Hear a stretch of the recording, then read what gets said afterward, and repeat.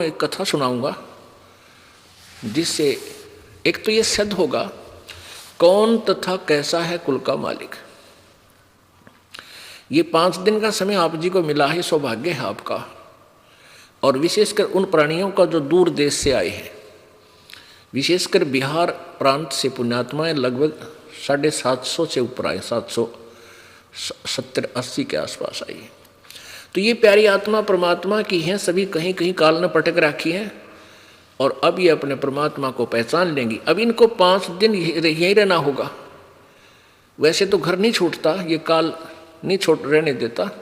जैसे यहाँ आसपास के लोग हैं, चले जाते हैं, यहाँ रुक नहीं पाते, वहाँ जाते, काल को ऐसी फांसी गाल दे है, भाई आज तक नहीं जान पाऊँ, 2 दिन और काम खराब हो गया, मुश्किल से 1 दिन आने पाते। और दो पुण्यात्मा यहाँ भी 4-5 दिन रह जाते हैं तो उनको ये पूर्ण लाभ मिल जाता है। तो इस 5 दिन के सत्संग जो प्यारी आत्मा ध्यानपूर्वक श्रद्धा से सुन लेंगी, क्योंकि आप यहाँ आए इसलिए हो कि हम परमेश्वर की महिमा सुने और अपनी आत्मा का कल्याण करवाएं, इस उद्देश्य को रखते हुए। तो आपको पूरा ज्ञान होगा, 5 दिन में पूरा विस्तार से ये ज्ञान दिया जाएगा, इसमें आपको कोई डाउट नहीं रहेगा। फिर भी कुछ रहता है तो आप यहाँ से CD ले जाइए, बहुत सस्ते में। एक DVD जो 6 घंटे 5 घंटे की होती है आपको 20 रुपये में दी जाती है। जो हमारी लागत पड़ती है उससे भी 10-20 रुपये हम कम देते हैं, क्योंकि हमारा उद्देश्य है कि जन साधारण तक ये ज्ञान जा सके। आप कबीर सागर को नहीं समझ सकते, आप पवित्र कबीर सागर को, पवित्र कबीर वाणी को, पवित्र कबीर बीजक को नहीं समझ सकते आप जब तक इस दास के मुखारविंद से और प्रत्यक्ष उनको देख नहीं लोगे अपनी आँखों से। क्योंकि ये कबीर सागर कबीर जी का जो अमृत ज्ञान बहुत पुराना है, आज तक कोई भी कबीरपंथी इससे परिचित नहीं। इसी प्रकार पवित्र 4 वेद 5500 वर्ष पहले, पवित्र श्रीमद् भगवद गीता जी, पवित्र पुराण लगभग 5500 वर्ष पहले महर्षि व्यास जी द्वारा लिपिबद्ध किए गए थे। आज तक कोई भी हिंदू समाज का कोई भी विद्वान इन सदग्रंथों से परिचित नहीं है। पुण्यात्माओं, ये बात जो पहली बार कोई सुनता है एकदम धक्का सा लगता है कि ये संत मेंटल तो नहीं है। इस दास के बारे में कहेंगे कि ये रामपाल मेंटल तो नहीं है, अपनी महिमा आप ही गा रहा है और सबको कह रहा है, किसी को ज्ञान नहीं है। ऐसा लगना स्वाभाविक है और यही इस दास के विरोध का कारण है। यही कारण परमेश्वर कबीर जी के साथ हुआ था। परमात्मा सत्य कहते थे और वो अनाड़ी अज्ञानी ऋषि महर्षि गुरु महंत वो कहते थे कबीर झूठ बोलता है, कबीर जी झूठ बोल रहे हैं। ऐसा सदग्रंथों में नहीं लिखा है। तो आज ये दास उस समस्या का समाधान साथ साथ कर रहा है कि आज तक किसी को भी अपने सदग्रंथों का ज्ञान नहीं। पवित्र अब जैसे इसका थोड़ा सा एग्जाम्पल आपको देना पड़ेगा, उदाहरण, तब ये मार्ग आगे चलेगा। नहीं तो कोई व्यक्ति प्रथम बार सुन रहा होगा इस दास के सत्संग को तो उसको तो ऐसे हो जाएगा जैसे बालक को कुनीन खिला दिया करें, कुनीन टैबलेट कड़वी। लेकिन वो कड़वी टैबलेट खानी पड़ेगी इस रोग कटवाने के लिए, नहीं तो भयंकर मामला बन जाएगा। तो ये कुनीन है, लेकिन इसके साथ अगर हम आपको सदग्रंथ दिखाएंगे तो ये कुनीन खांड में दे के खिला दिया आपको, बूरा में, इतना आपके हलक अंदर चली जाएगी। इसके लिए आपको दिखाएंगे श्री मद देवी भागवत, जिससे आपका कति कंसेप्ट क्लियर हो जाएगा कि ना ब्रह्मा विष्णु महेश को वेदों का पता था, ज्ञान था, ना ऋषि महर्षि सतयुग के ऋषि महर्षियों को नहीं था। तो फिर द्वापर त्रेता कलयुग वालों का तापर सत्र का ज्ञान हो जाएगा कि उनको कैसे हो सकता है जो ज्ञान सतयुग वालों को नहीं था। अब देखिएगा श्रीमद देवी भागवत, गीता प्रेस गोरखपुर से प्रकाशित श्री संक्षिप्त श्रीमद देवी भागवत अर्थात दुर्गा पुराण, देवी पुराण भी इसको कहते हैं। संपादक है हनुमान प्रसाद पोदार, चिमनलाल गोस्वामी। और ये कहाँ से प्रकाशित है, कहाँ से मुद्रित है, प्रकाशक एवं मुद्रक गीता प्रेस गोरखपुर, गोविंद भवन कार्यालय कोलकाता का संस्थान। इसके आपको 28 पृष्ठ से दिखाते हैं। प्रथम स्कंध और शिव देवी भागवत, पृष्ठ 28। नारद जी और व्यास जी की वार्ता हो रही है। नारद जी ने कहा, व्यास जी तुम इस विषय में जो पूछ रहे हो ठीक यही प्रश्न मेरे पिताजी ने अर्थात ब्रह्मा जी ने श्री भगवान श्री हरि से किया था, विष्णु जी से। देवाधिदेव भगवान जगत के स्वामी हैं। लक्ष्मी जी उनकी सेवा में उपस्थित रहती हैं। दिव्य कौस्तुमणि उनकी शोभा बढ़ाती है। वे शंख चक्र गदा लिए रहते हैं, पीताम्बर धारण करते हैं, 4 भुजाएं हैं। वक्षस्थल पर श्रीवत्स का चिन्ह चमकता रहता है। वे चराचर जगत के आश्रयदाता हैं, जगत गुरु एवं देवताओं के भी देवता हैं। ऐसे जगत प्रभु भगवान श्री हरि अर्थात विष्णु जी महान तप कर रहे थे, उनकी समाधि लगी थी। यह देखकर मेरे पिता ब्रह्मा जी को बड़ा आश्चर्य हुआ। उन्होंने उनसे जानने की इच्छा प्रकट की। ब्रह्मा जी ने पूछा, प्रभु, किसे? विष्णु जी से पूछा, आप देवताओं के अध्यक्ष, जगत के स्वामी और भूत भविष्य एवं वर्तमान सभी जीवों के एकमात्र शासक हैं भगवान, फिर आप क्यों तपस्या कर रहे हैं और किस देवता की आराधना में ध्यान मग्न है? मुझे असीम आश्चर्य तो यह हो रहा है कि आप देवेश्वर एवं सारे संसार के शासक होते हुए भी समाधि लगाए बैठे हैं। ब्रह्मा जी के विनीत वचन सुनकर भगवान श्री हरि, ये 29 पृष्ठ पा गया। भगवान श्री हरि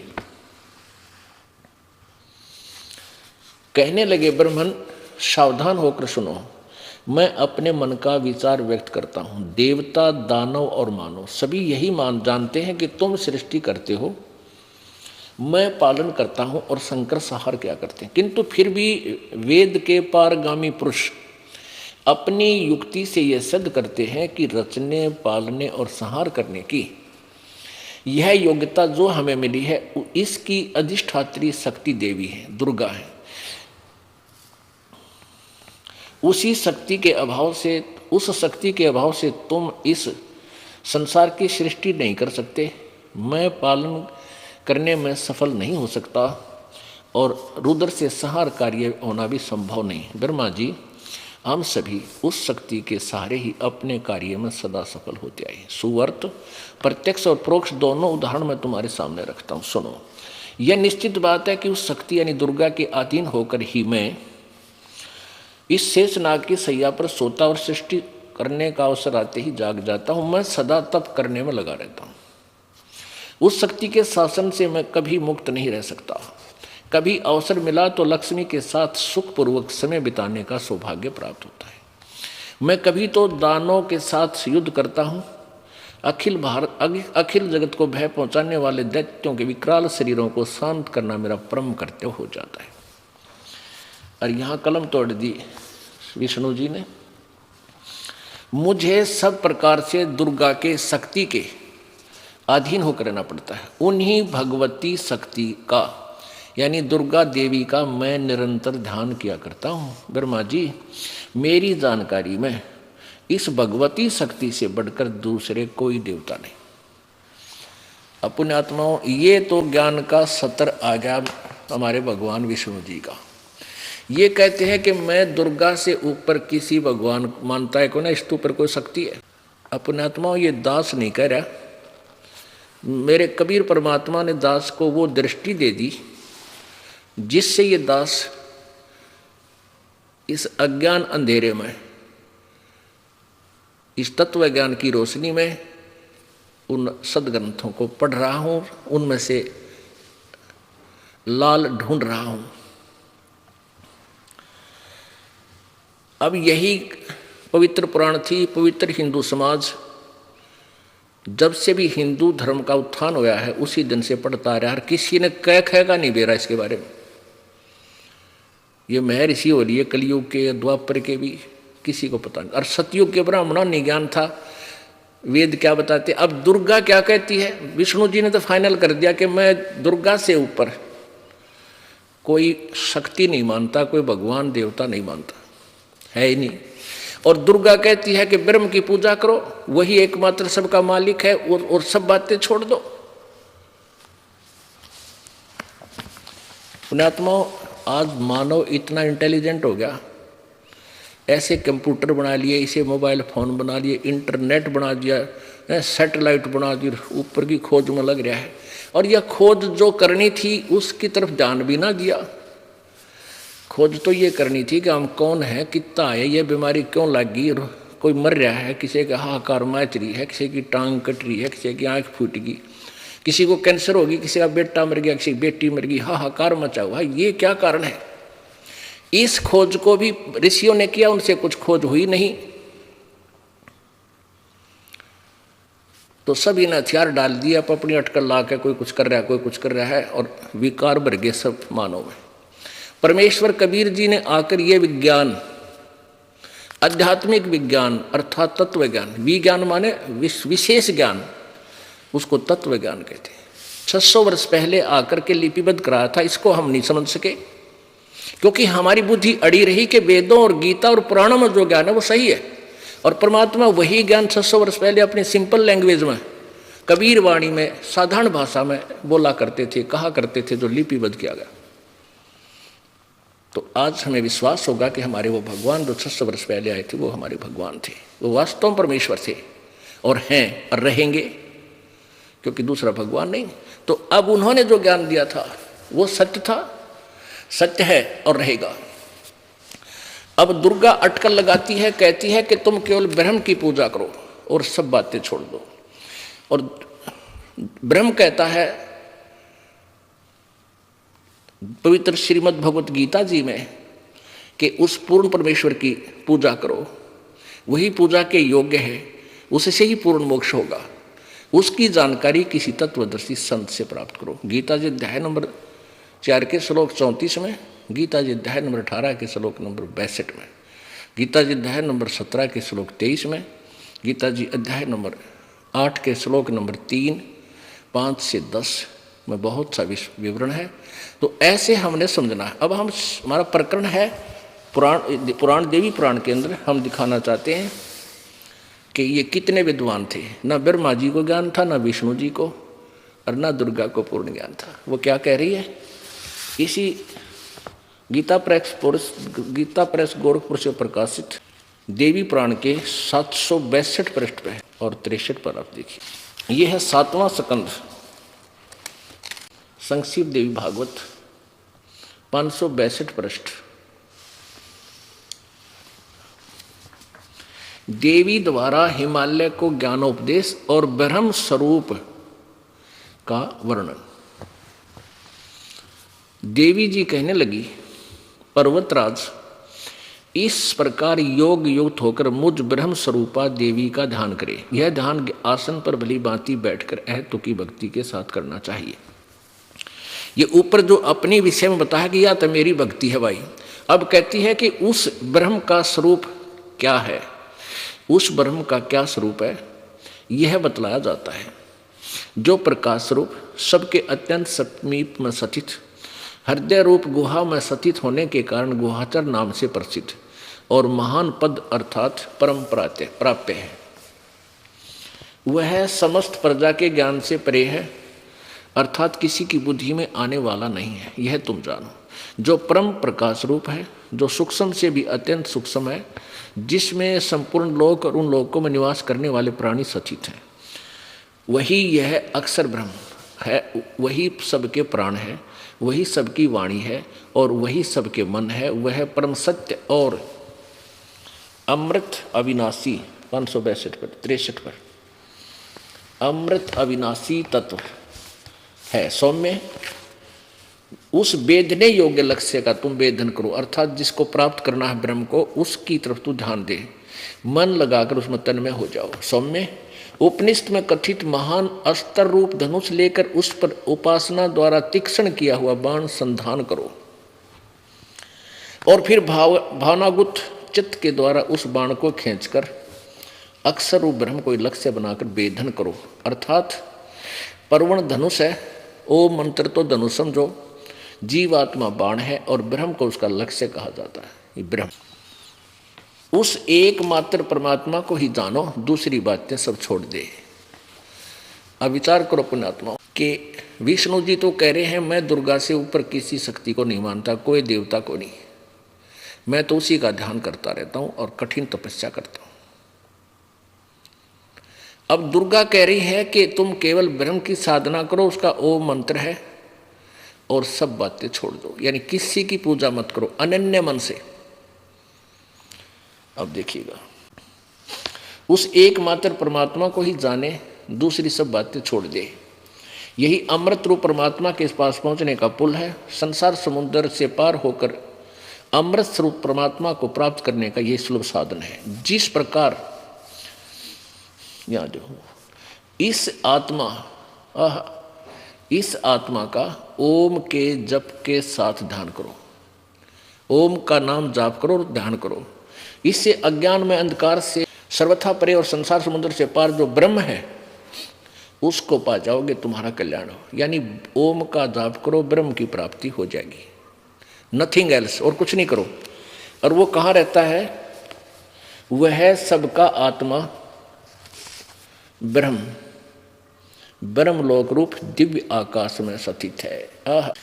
अब दुर्गा कहती है कि ओम का जाप करो और ब्रह्म को प्राप्त करने का उद्देश्य रखो और किसी की पूजा मत करो। अपनी भी पूजा को मना कर दिया। और वो ब्रह्म कहाँ रहता है? वो ब्रह्मलोक में रहता है। गीता जी अध्याय नंबर 8 के श्लोक नंबर 16 में कहा कि ब्रह्मलोक पर्यंत ये सभी लोग पुनर्वर्ती में है, अर्थात सब नाश में आते हैं। अब कहने का भाव ये है कि और श्रीमद् भगवत गीता का ज्ञान कौन दे रहा है? ब्रह्म, श्री कृष्ण जी में प्रवेश करके है, जो 21 ब्रह्मांड का मालिक है, जो काल है। गीता जी अध्याय नंबर 11 के श्लोक 32 में वो स्वयं कह रहा है कि मैं काल हूं, सबको खाने के लिए आया हूं अर्जुन। गीता जी अध्याय नंबर 11 के श्लोक नंबर 21 में स्वयं अर्जुन आंखों देखा कह रहा है कि भगवान आप तो देवताओं को भी खा रहे हो। और ये ऋषि और सिद्धों के समुदाय टोल के टोल, झुंड के झुंड आपके सामने हाथ जोड़कर कांप रहे हैं, डर रहे हैं, हाथ जोड़कर अपनी मंगल कामना कर रहे हैं, अपनी जीवन की रक्षा मांग रहे हो, और आप तो इनको खा रहे हो। कोई आपकी जाड़ा में लटक रहा है, कोई आपको अंदर जा रहा है। ये कौन था? श्री कृष्ण काल नहीं थे, श्री कृष्ण काल नहीं थे। ये काल श्री कृष्ण में प्रवेश करके अपना विराट रूप दिखा करके अर्जुन को भयभीत करके युद्ध के लिए तैयार किया।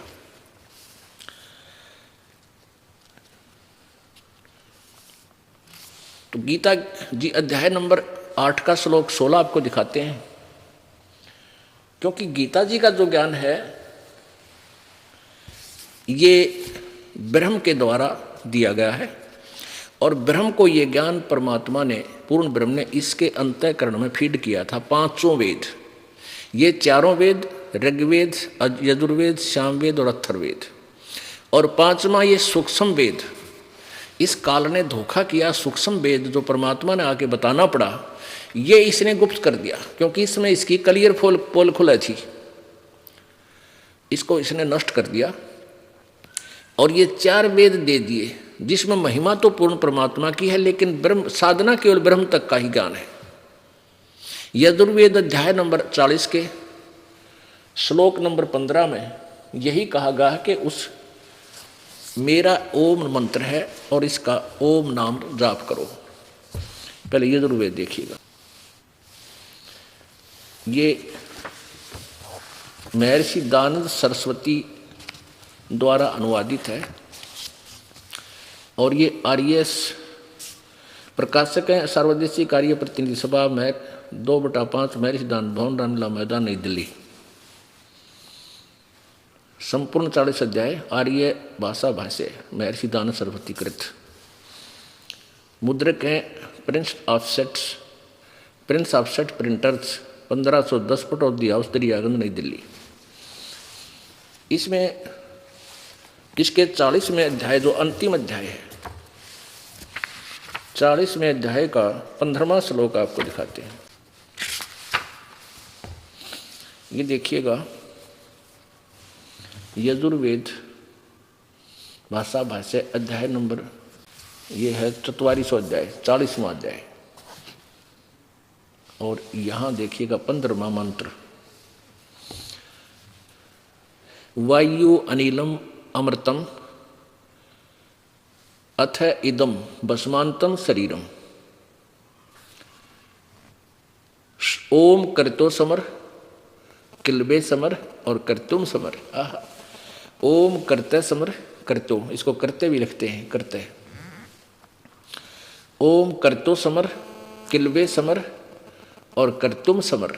आहा, ओम नाम का जाप, कर्तो माने काम करते करते स्मरण कर, और किलबे माने कस, विशेष कसक के साथ, विशेष कसक के साथ किलबला के, जैसे मरता हुआ आदमी अपनी जान की भीख मांगता है, ऐसे किलबला के, ऐसी किलबलाहट के साथ, इतने मतलब श्रद्धा से उसका जाप कर। और कर्तुम समर, अपना मुख्य कर्तव्य जानकर, मनुष्य जीवन का परमात्मा की भक्ति ही मुख्य कर्तव्य जानकर इस ओम का स्मरण कर।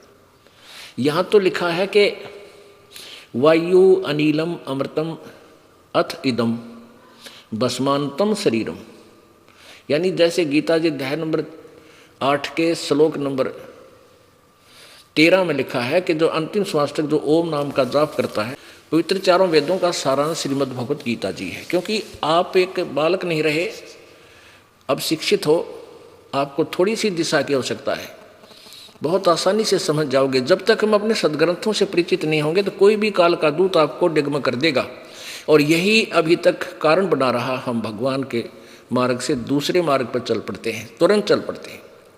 ये दास चाहता है कि आपको इतना रंग दो इस रंग में, चाहे यहाँ ब्रह्मा विष्णु महेश आकर आपको कहें तो भी आप नहीं मान सकते, उनको ज्ञान में पराजित कर दोगे। अब देखो, ये श्रीमद् भगवत गीता, गीता प्रेस गोरखपुर से प्रकाशित है, जय दयाल गोविंद का इसके अनुवादक है। ये प्रकाश एवं मुद्रक है, गीता प्रेस गोरखपुर, गोविंद मन कार्यालय, कोलकाता का संस्थान। अब इसमें आप देखिएगा, गीता जी अध्याय नंबर 8 के श्लोक नंबर 13 में, ये देखो, और ये श्लोक नंबर 13 यहीं पर है। ये 12 और 13 इकट्ठा अनुवाद है। हम अब शिक्षित हैं, हम संस्कृत भी पढ़ सकते हैं क्योंकि ये देवनागरी लिपि है। ओम इति, ये 13वां मंत्र है। ओम इति एकाक्षरम ब्रह्म, एकाक्षरम ब्रह्म व्यवहारन माम अनुस्मरण, ये प्रयाति तजंदेहम स याति परमाम गति। अब यहाँ लिखा है कि माम ब्रह्म, मुझ ब्रह्म का, ओम इति, ओम यह एक अक्षर है, उच्चारण करके सुमरण करने का, और यह प्रयाति तजंदेहम, जो मरते दम तक, शरीर छोड़ते समय तक इसका सिमरण करता है, स याति परमाम गतिम, वो परम गति को प्राप्त होता है, उसको लाभ मेरे वाला पूरा मिलता है। यहाँ दे लिखा है माम ब्रह्म, ओम अक्षर है, ये कृष्ण जी का मंत्र नहीं है ओम, ये ब्रह्म का मंत्र है, ये माम ब्रह्म स्पष्ट किया है। इन्होंने अनुवाद किया है ओम, इस ओम का अर्थ किया है ओम माने ओम, बिल्कुल ठीक है। ओम यह, इस ओम यह एक अक्षर रूप ब्रह्म को उच्चारण करता हुआ, उससे अर्थ स्वरूप मुझ निर्गुण ब्रह्म का चिंतन करता हुआ शरीर को त्याग कर जाता है, वह पुरुष परम गति को प्राप्त होता है। अपने आत्मा 2 परमात्माओं का विवरण चलता है पूरे सदग्रंथों में, एक ब्रह्म एक पूर्ण ब्रह्म, बीच में एक परब्रह्म है, उसकी जानकारी एक टर्न वाइज देनी पड़ती है। लेकिन भक्ति का विषय ब्रह्म के जाल में हम फंसे हैं और परम अक्षर ब्रह्म के पास हमने जाना है। तो यहाँ 2 परमात्माओं का प्रसंग है। एक तो वो खुद कहता है मेरा तो है ये मंत्र, और फिर 17वें अध्याय के 23वें श्लोक में कहा है कि उस परमात्मा का जो अन्य भगवान पूर्ण परमात्मा है, ये देखिएगा उसका और मंत्र है, अध्याय 17 और श्लोक नंबर 23। इसको भी हम पढ़ेंगे, संस्कृत पढ़ सकते हैं। ओम तत्सत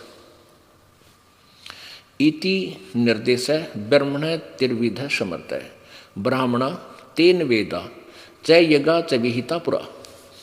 ओम ओम तत् तत् सत सत इति माने ऐसे यह 3 प्रकार का ब्रह्मण्य माने सच्चिदानंद घन ब्रह्म, यानी ब्रह्म से कोई अन्य है, गीता ज्ञानदाता से कोई और परमेश्वर है, पूर्ण ब्रह्म का नाम कहा है।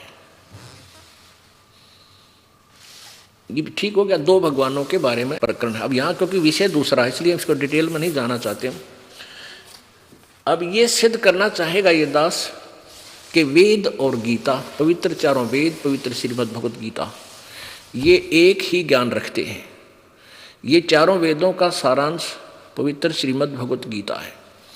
अब इसमें देखिएगा, अभी आपने ये यजुर्वेद, पवित्र यजुर्वेद,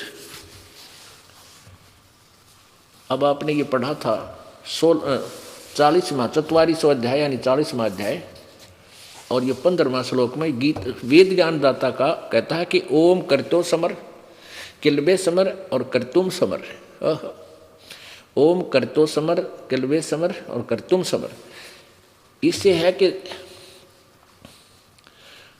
इदम माने यह है शरीरम नष्ट होने वाले सुखादि, भस्मांतम अंत में भस्म होने वाला। इसका सीधा सा अर्थ है वायु अनिलम अमृतम इदम अथम इदम अथ इदम भस्मांतम शरीरम। वायु अनिलम का अर्थ है जो जीव आत्मा है वो अंतिम श्वास तक इसका सिमरण करे और ऐसे कसक के साथ करे, तो अंत समय में उसमें जो शरीर जो उसका नष्ट होने होगा उस समय उसको वो अमृतव प्राप्त होगा जो ओम के जाप से मिल सकता है।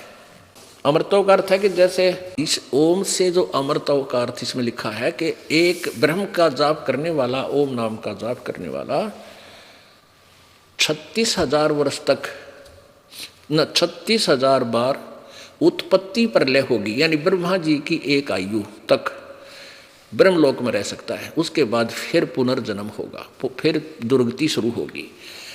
अब इसलिए गीता ज्ञान दाता ब्रह्म चौथे गीता जी अध्याय नंबर 4 के श्लोक 5 और 9 में कहता है कि अर्जुन तेरे और मेरे बहुत जन्म हो चुके, तू नहीं जानता। मेरे जन्म कर्म अलौकिक हैं, दिव्य हैं। ये कैसे दिव्य हैं ये फिर किसी प्रसंग बस आपको फिर बताएंगे। तो इससे सिद्ध हो गया कि ओम नाम के जाप करने वाला भी अमर नहीं, वैसे अमर तो लिखा है लेकिन अमर नहीं, पूर्ण अमर नहीं, कुछ राहत मिलती है। गीता जी अध्याय नंबर 8 के श्लोक नंबर 16 में, गीता जी अध्याय नंबर 8 के श्लोक नंबर 16 में जो प्रसंग था वो बीच में रह गया। 16 में दिखाते हैं कि ब्रह्मलोक पर्यंत, यानी ब्रह्मलोक में रहता है, देवी कहती है दुर्गा पुराण में, तो वो ब्रह्मलोक पर्यंत भी पुनर्वर्ती में है। और गीता जी अध्याय नंबर 4 के श्लोक 5 में गीता ज्ञानदाता ब्रह्म कहता तेरे और मेरे बहुत जन्म हो लिए, तू नहीं जानता मैं जानता हूं। अब देखिए इसके अध्याय नंबर 8 के और श्लोक नंबर 16 में, 13 आपने पढ़ लिया, 16 में इसमें लिखा है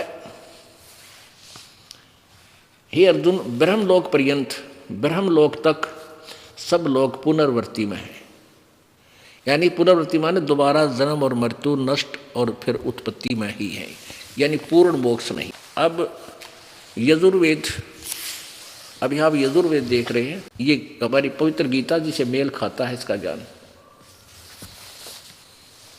ये तो ब्रह्म का ओम नाम है, आपने पढ़ा 40वें अध्याय में, 44वें अध्याय का 15वां श्लोक जो आपने पढ़ा, इसमें स्पष्ट हुआ कि ओम कर्तो समर, लेकिन अनुवाद करता विचलित है। इसने क्या लिखा कि हे कर्म करने वाले जीव कर्तो, इसका अर्थ बनता है कि कर्तुम समर, काम करते करते सिमरण कर, विशेष कसक के साथ सिमरण कर, और हे अपना मूल कर्तव्य जान के मनुष्य जीवन का, इसलिए ओम का सिमरण कर।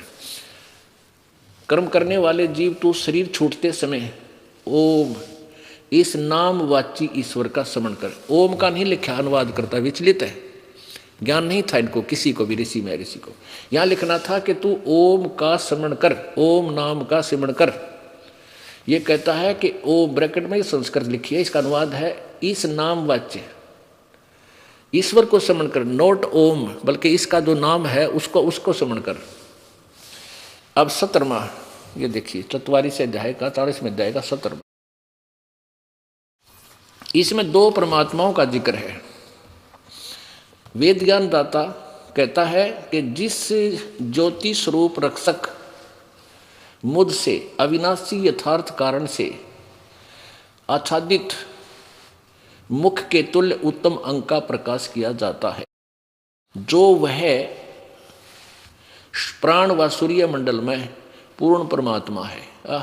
वह प्रोक्ष स्वरूप, वह तो गुप्त है, और अहम यानी मैं, ये काल बोलता है गीता वेद ज्ञान दाता, यानी ऊपर वो तो पूर्ण परमात्मा है, वह तो प्रोक्ष रूप है, वो तो ऊपर है, गुप्त है, और मैं आकाश के तुल्य व्यापक हूँ, सबके गुण कर्म सबसे करके अधिक हूँ। ओम सबका रक्षक, मैं उसका ओम ऐसा नाम जानो। अनुवाद करता तो कत्ती अड़ंगाकरण की ठेका ले रहा था ये महर्षि दान। इसको ज्ञान तो क्या है कभी नहीं था, एक संस्कृत भाषा जानता था, फिर भी सच्चाई को ये दबा छुपा नहीं सके। स्पष्ट कर दिया है कि वो परमात्मा पूर्ण ब्रह्म तो ऊपर प्रोक्ष है, वेद साफ करे।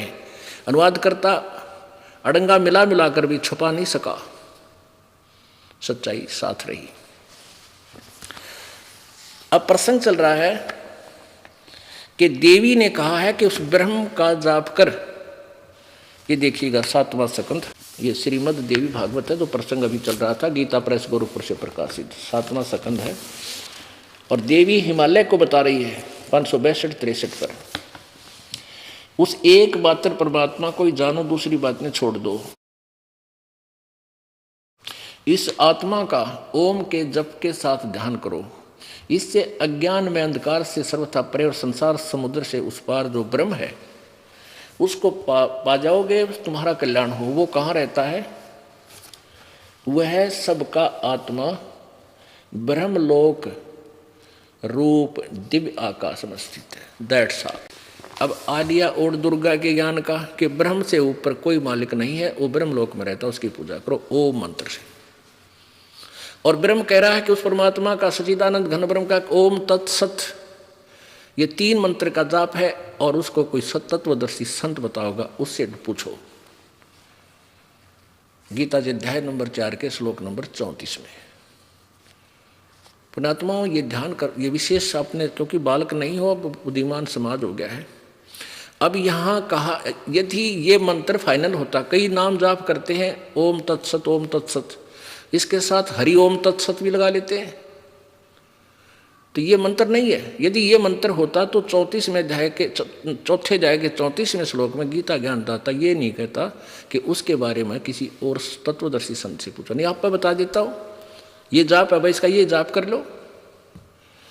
तो तत् ओम तो फाइनल है, ये ब्रह्म का जाप है, और तत् ये परब्रह्म का जाप है जो गुप्त है, ये दास बताओगा, परमेश्वर ने बताया, कबीर जी ने। और सत ये सार नाम है, ये तीनों मिलकर के फिर एक मंत्र बन जाएगा। 3 मंत्र का जाप, ये मोक्ष देगा आपको पूर्ण, तब हम सतलोक जाएंगे।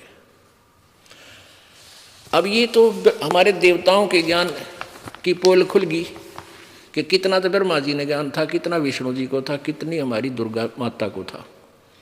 अब सतयुग के ब्राह्मण, सतयुग के ब्राह्मण यानी ऋषि, ब्राह्मण को चाहे ऋषि को, वो कितने विद्वान थे वो भी देख लो। एक झांकी, एक झलक इसी देवी भागवत की।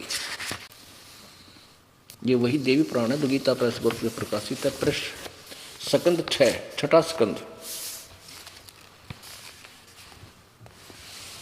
पृष्ठ नंबर 414 पे। जन्मे जय ने पूछा, महाभाग किस युग में कैसा धर्म का स्वरूप है, इस संपूर्ण विषय को विशेष रूप से बताने की कृपा कीजिए।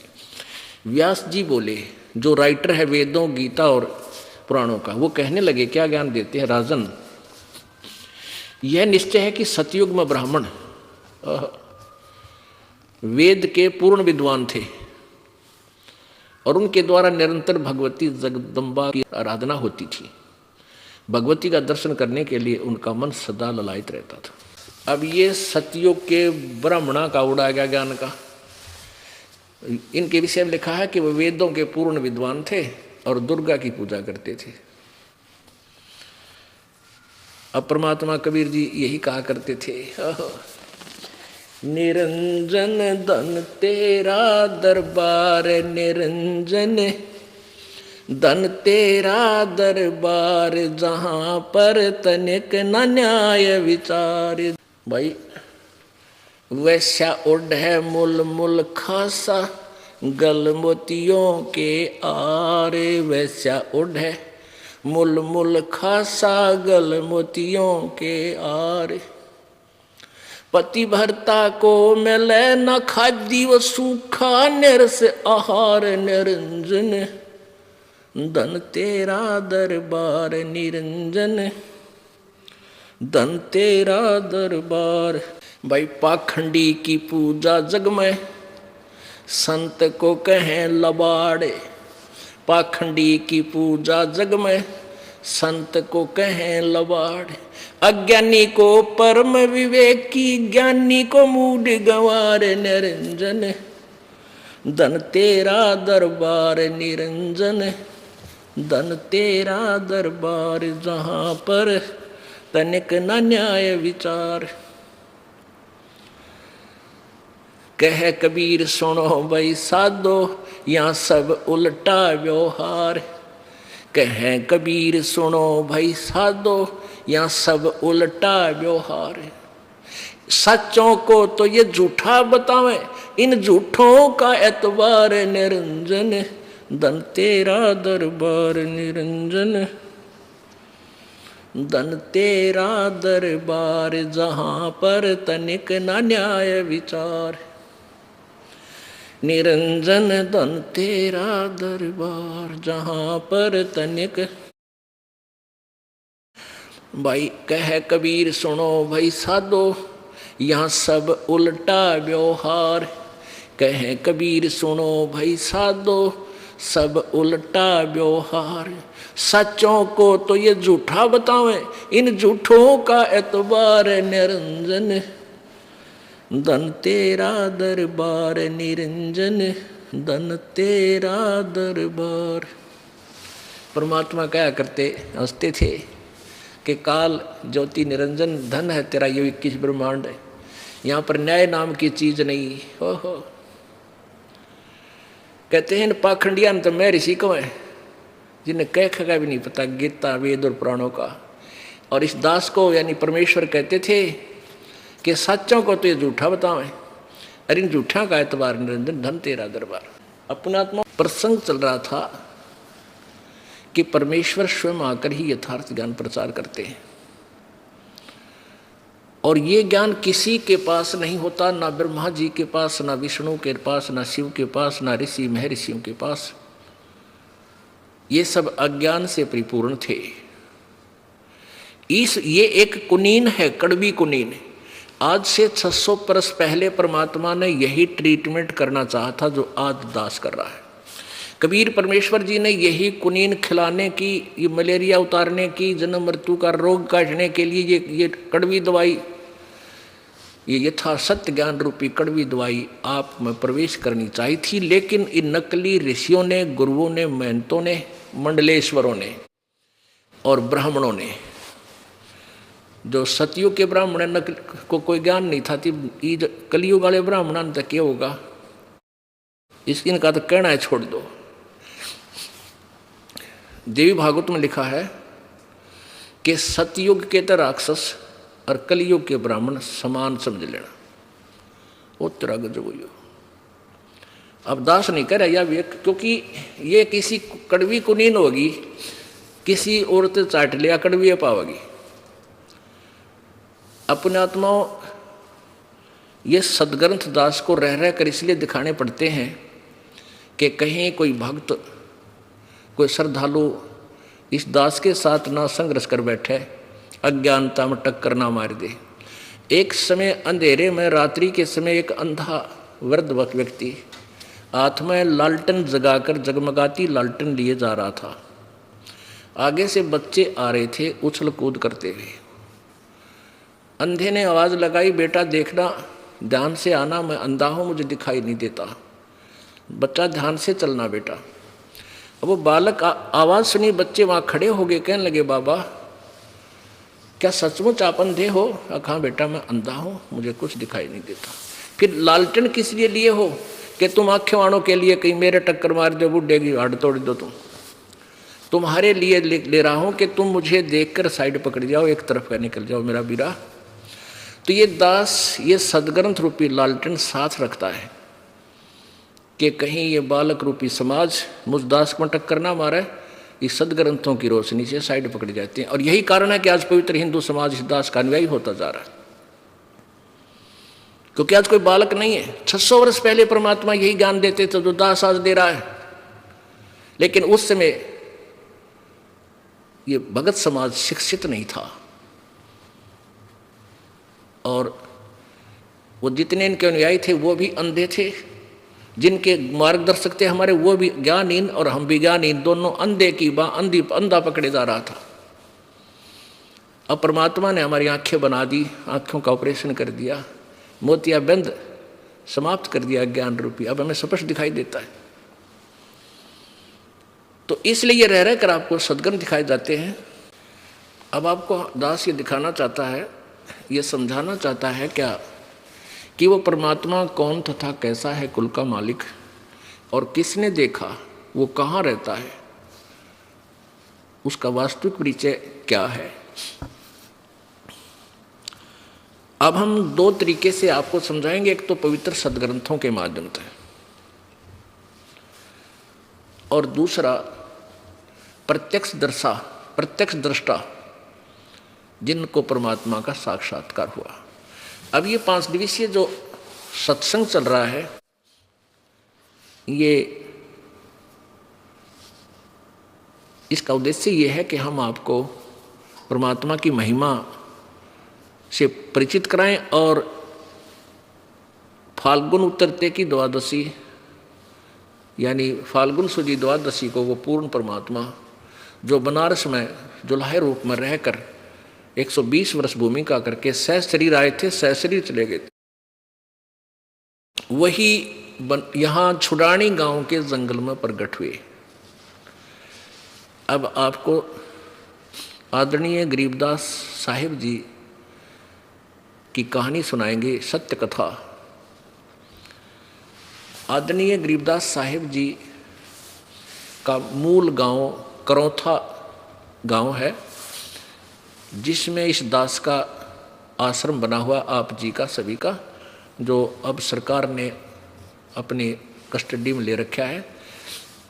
उन दुष्ट आत्माओं की बातों में आके हरियाणा सरकार भ्रमित हो गई कि जो ये लोग दुष्ट आत्मा संत के बारे में आरोप लगा रहे हैं, झूठ बोल रहे थे वो सारी, तो उन्होंने सोचा ये सत्य होगा, इसलिए उन्होंने अचानक आक्रमण किया सरकार के सहयोग से, और हमें चारों तरफ से घेर लिया।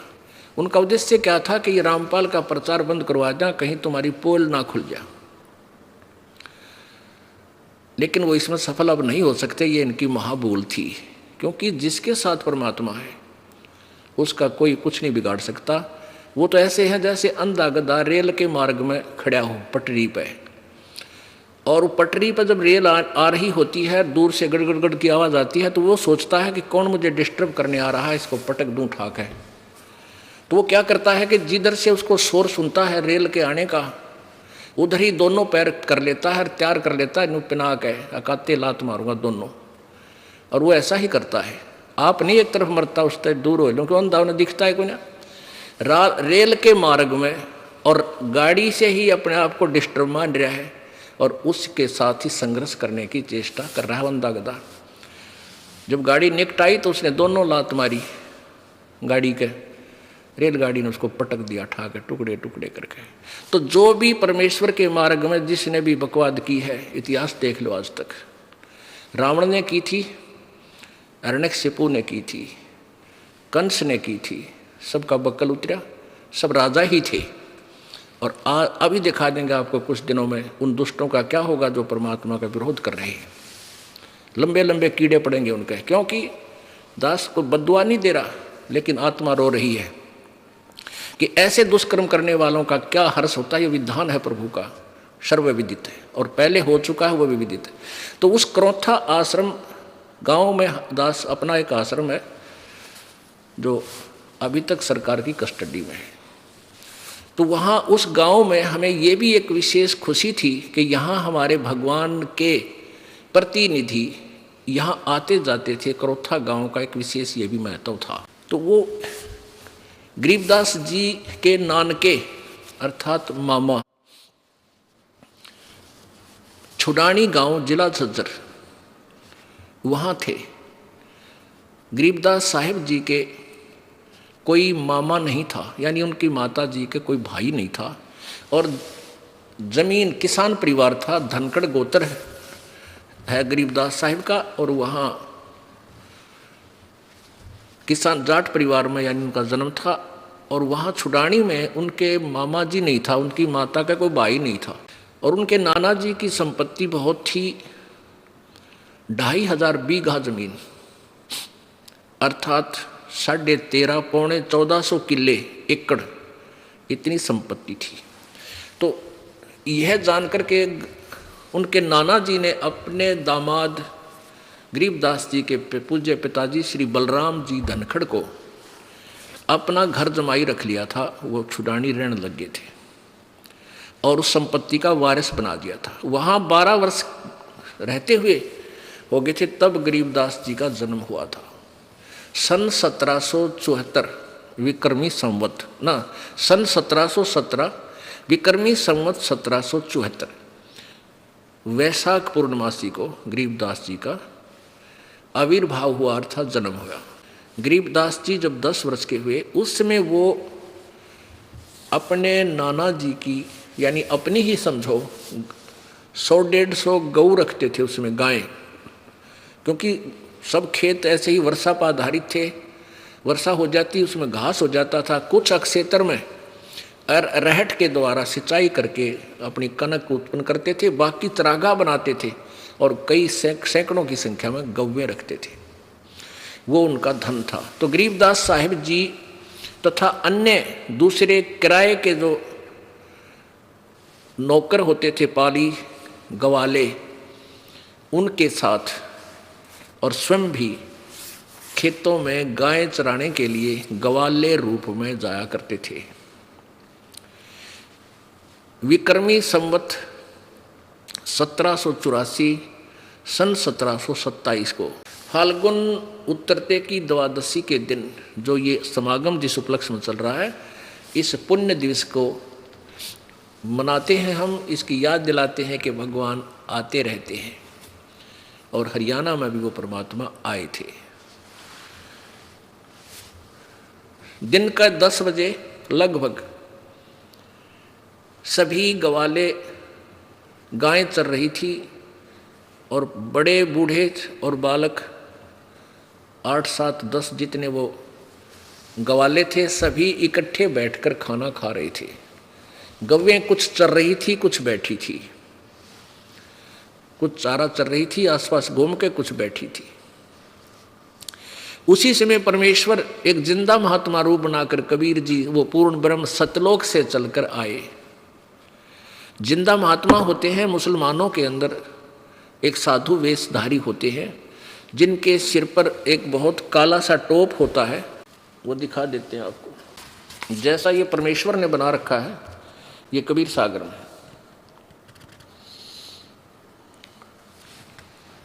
ऐसा लंबा सा टोप और ऐसी वेशभूषा, और ये एक ही पूरा ओवरकोट होता नीचे घुटनों से नीचे तक। ये ऐसी वेशभूषा बनाकर परमेश्वर पूर्ण ब्रह्म, परमेश्वर परम अक्षर ब्रह्म, वो कबीर देव कबीर साहब छुडानी गांव के उस खेत में, उस जंगल में प्रगट हुए। आके वहाँ प्रगट हो गए जो कबलाना गांव की सीमा के पास है, जो कबलाना गांव की सीमा के पास था, है अभी वर्तमान में है। परमेश्वर जो ही उनके पास आए साधु रूप में, सभी उसमें श्रद्धालु बहुत होते थे, संतों का आदर करते थे, सभी ने प्रणाम किया, राम राम कहा। परमेश्वर ने भी प्रति उत्तर दिया। उसमें वो खाना खा चुके थे, फिर भी उन्होंने कहा कि महाराज खाना खाओ। परमेश्वर कबीर जी ने कहा, पूर्ण ब्रह्म ने कहा कि मैं वही खाना खा कर आया हूँ अपने गांव से। बच्चों ने पूछा, पालियों ने पूछा, आपका गांव कौन सा है? कि सतलोक, सतलोक गांव से आया हूँ। तो उन्होंने सोचा आसपास कहीं गांव, कितनी दूर है आपका गांव? परमेश्वर ने कहा 16 शंख कोस की दूरी पर। अब उन्होंने सुना 16 कोस, 16 कोस मीन 50 किलोमीटर, लगभग 45 किलोमीटर। तो कहने लगे बाबा जी भूख लगाई होगी आपको, खाना खा लो। महाराज बोले भाई नहीं, खाना नहीं खाऊंगा। तो उन्होंने कहा भाई दूध तो पीना ही पड़ेगा। पाली बोले बाबा जी ऐसे हम अपने अतिथि को नहीं जाने देते कुछ खिलाए पिलाए बगैर, हमें पाप लगेगा, आपको दूध तो पीना ही पड़ेगा। परमात्मा बोले भाई दूध पीऊंगा, परंतु दूध पीता हूं मैं कंवारी गाय का। अब वो पाली कहने लगे बाबा जी तेरे दूध पीने की नीत को ना, आप तो मजाक करते हो, उपहास कर रहे हो हमारे साथ। परमात्मा बोले नहीं भाई दूध पीऊंगा कंवारी गाय का। इसी वार्तालाप में कभी गरीबदास 10 वर्षीय बालक खड़े हुए, एक गाय को ले आए जो कभी नए दूध नहीं हुई थी, कभी किसी पशु जो है ना सांड ने धनाई नहीं थी, अर्थात अछूती थी, कंवारी का अर्थ ही होता है। तो उसको और वो अच्छी 1.5 वर्ष की हो चुकी थी, 1.5 वर्ष की। तो उसको लाकर खड़ा कर दिया कि महाराज जी देखियो इसका बच्चा तो है नहीं, दूध कैसे देगी ये? परमात्मा बोला भाई इसके नीचे एक पात्र रखो। जो वो ग्वाले एक मिट्टी का पात्र साथ लिए हुए थे, खाली करवा दिया। कहते इसको इसके नीचे रखो, गाय की ओड़ी के नीचे, लेवटी के नीचे रखवा जी। हाथ से पकड़ लिया गरीबदास जी ने, बालक ने। कबीर परमेश्वर ने उसकी कमर पर, गाय की, कंवारी गाय की कमर पर थपकी मारी। उसी समय लंबे लंबे सतन हो गए और दूध की धार निकल पड़ी। वो पात्र भर गया, जब 3-4 किलो 4-5 किलो का था, वो भर गया तो बंद हो गया अपने आप। लेकिन सतन फिर भी लंबे लंबे थे, ऐसे ही जैसे दूध देने वाली गाय के हों। वो न्यू ने छोड़ दिया परमात्मा ने, ताकि कोई देखेगा तो इन बच्चा ने झूठा ना बना होगा, इनको न्यू ना कहेगा तुम झूठ बोलते थे। तब गरीबदास जी बालक ने लाकर कहा ले महाराज पी लो भगवान।